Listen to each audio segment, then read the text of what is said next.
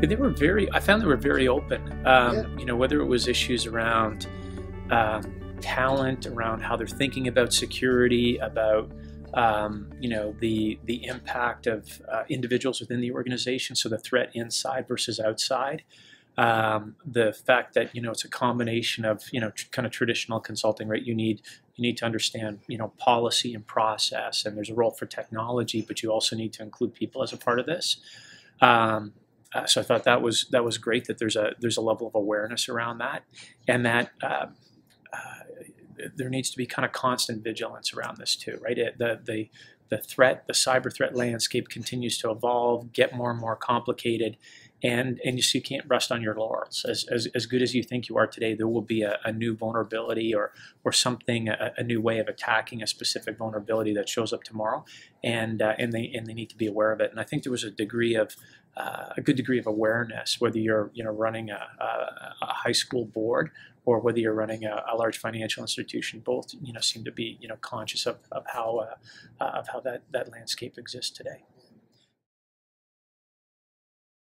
For, you know, those almost lower level activities, if there's the ability to have a set of security services delivered as a service that allows organizations to focus a little bit more on the higher level kind of architectural policy type decisions, that in many instances is a good move for organizations. So there certainly was that, you know, that is part of the dialogue.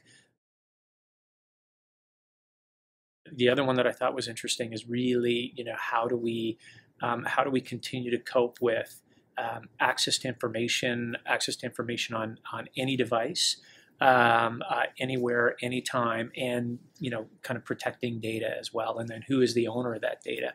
I thought that was a very, very interesting conversation, and you know, sometimes we forget that you know, we have a multi-generational workforce, and different generations have kind of different expectations around that. So, you know, we talked about VPN. I've been doing VPN for a very, very, like, you know, probably 18 years now, and it's a normal way for me to go in and get access to corporate data.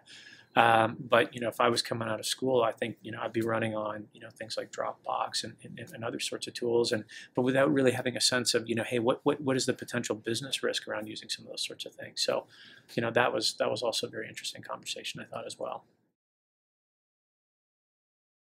It was a great conversation around education, right, of you know, users, both in terms of, you know, impact and opportunity. And I think, you know, that's part of, you know, adoption, right?